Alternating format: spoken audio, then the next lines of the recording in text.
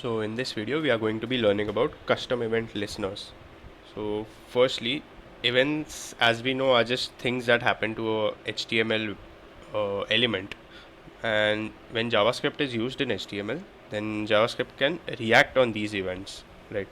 And JavaScript event handling is basically you can use any event handlers to handle and verify user input or user actions. For example, you could set some things that should happen every time a page loads, or some action that should be performed when a user clicks a button.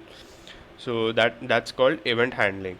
So for some event you have an action that's happening, and a custom event listener is basically a handler that you yourself write with JavaScript, and it lets you handle any JavaScript DOM events such as click, form submit, page load and unload, and etc.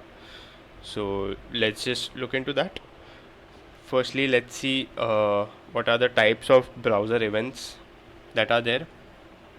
So there's load, that when a page loads. Then there's before unload, when a page unloads or when a user is going to a different link. And then there's focus. Suppose I have a input text field and I am clicking inside the input text field. So now I can type inside it, right? And it is focused now, so that is your focus. And blur is when you click outside that input text field. Then change is when you click in the input text field and you start typing something, that is your change. Then there's submit, which is a simple form submission. There's resize when the browser window is resized. Then there's scroll, when there's some scrolling happening on the site like this. Then there's key down, whenever a key is pressed on the keyboard. Then copy, when a text is copied to the clipboard. Or there's click as well, where when a user clicks any element. Then there's mouse down, when a user has clicked the element but not yet released it. Then there's mouse enter, when you hover over an element. And finally there's select, that when you select a element or when you highlight an element. There are more, but these are some of the few events, browser events, that I'm showing you. And today we are mainly going to be focusing on focus, blur and change. We'll even look into submit and before unload, but mainly these three. So let's get started. Firstly, we'll go to preview.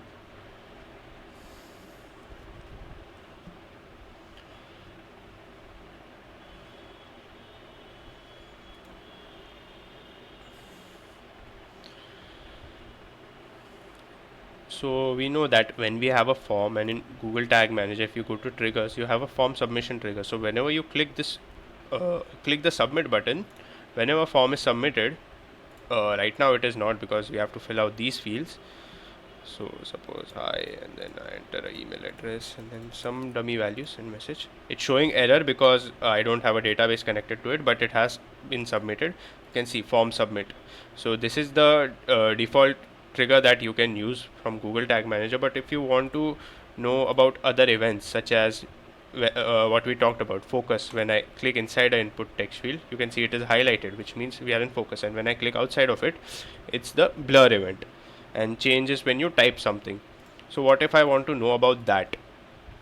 So firstly, you'll have to go to tags and go to custom HTML to write your JavaScript. I've already created one here. I'll just go around and explain it.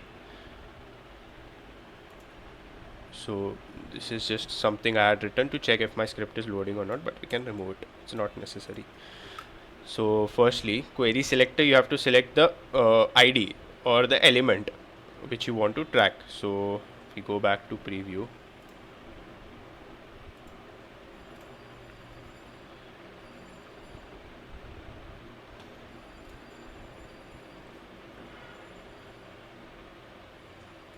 and I scroll down, if I right click here and go to inspect,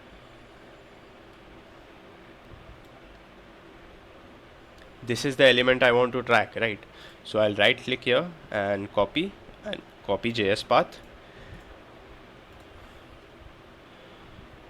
and simply paste it here. You can see this is the same thing as this. And since we are submitting it as well, we'll do the same thing for the submit button, which is our send message. So inspect, and again you'll copy JS path and paste it here as I have done it. And then you'll declare a variable input callback, right, which is saying that for this event we want a window data layer push. Push is the function, we are pushing it into the data layer, and this is the browser window. In the browser window, so event will be our form event. This is basically the message that pops up with an event.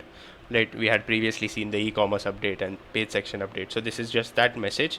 And the event type will be your event type for which you are creating an event listener. So I have created an event listener for focus here, right? Input dot add event listener. So I have, on input I have created an event listener, and for focus, as I previously said, that for focus it's a inbuilt function or an inbuilt keyword, you could say. So focus input callback is the method, and true is the in the previous video we saw the 3 steps: capture, target phase, and bubbling phase. So this is just telling to use the capture method. So it is recommended that you set it to true, because the capturing method is a really effective method. So we'll set that to true, and this is how we have we have added an event listener for the focus event. Similarly, we'll add for blur and change as well. And as you can see, this event will be our message that pops up in the summary. Event type is event type, which means it could be focus, blur, or change depending on what we are doing at the time. And event target is just the element that you're targeting, right? And similarly we'll make for submit as well, but we'll come to that later. Firstly, let's just check out the focus, blur, and change thing. So I'll click save here, right, and I'll go to preview.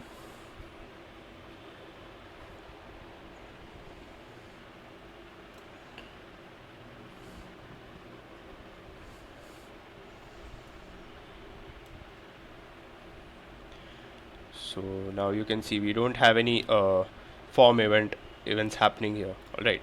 But as soon as I click inside this, you can see a form event. So this is where I clicked inside it, right? So our event type would be focus, and then when I switch to this tab, see, again I have clicked inside it, it's focus. But when I switch to this tab, it changes to blur because I'm coming out of it now. And similarly, if I were to type something, again this was focus, this was blur, sorry, this is change because I typed something, right? Here I typed something and then I came back to this window, which is why it again got set to blur. So these are the 3 events that are getting tracked, and we have created event listener for these 3 events, so that's why they are showing up here. Now, as I showed you previously, my form submit trigger is already working, so the one I had created here might not work. Let's just test it out anyway. So I have written something, and if I click on send message, sorry, it needs to be, yeah, if I click on send message, you can see the form submit has happened. But yeah, in my form event I won't be able to see the submit event because my form submit is already working with the trigger I had used from Google Tag Manager. If I just quickly show you, yeah, for all forms, form submission trigger. So this is why it's not working in my custom event listener.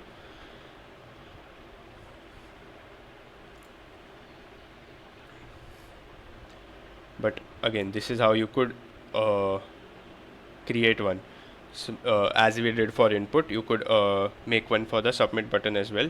You could declare it by variable form, and then similarly document query selector. This time you could right click on the submit button and copy the JavaScript path of that and paste it here. And then similarly again you could create this submit callback, and in this function, firstly window remove event listener before unload. What this does is, suppose a user is on the form, alright, now we know what our abandonment event is. Suppose I'm typing something in the event uh, in the input field, and in the middle of typing I leave it, I don't submit it, I leave it and go to another link. This comes under your abandonment event. All right, but now what happens is, if I go to the form again, right, so now if I submit the form, I have submitted the form submission has gone through, but now if I go to another page, again this would be considered as abandonment even though I have already submitted the form. So to avoid that, you will write this line, window dot remove event listener. So when in the case of this event, in the case of submitting, you will remove the event listener before unload, so that after submitting it does not count as a abandonment event. All right, and similarly you will make one for the abandonment event as well, which will again show up in form event, but event type this time you can directly hard code it as a string and write abandonment, and your event target will be form. And you could further simplify this code, or shorten it or make it leaner by just creating a variable. I'll show you what I mean by that. Close this, discard changes. If I go to variables,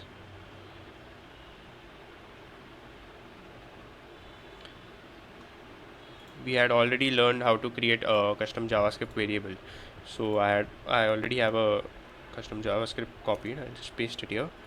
So what we are doing is we are just saying that for this event, do a data layer push, and event will be form event. Event type will be whatever the type of event it is, focus, blur, or change, and then event target will be the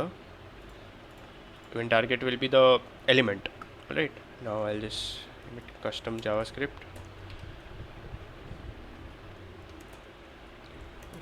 event listener. Okay, save it. So I've saved this, and now I'll show you how we can actually use it here. So instead of writing all this, we just write input callback is equal to your and you will be done. So this is how you could then you won't need to write this the whole thing. And similarly you could make this for submit as well, and abandon as well. Right, now this was all about your custom event listener. So in this video we covered what event handling is, how JavaScript can enable you to create event handlers, and how you can add event listeners, custom event listeners in your custom HTML tag that you can then use in a form, or even when page loads or unloads. So yeah, this was all for the video. Thank you.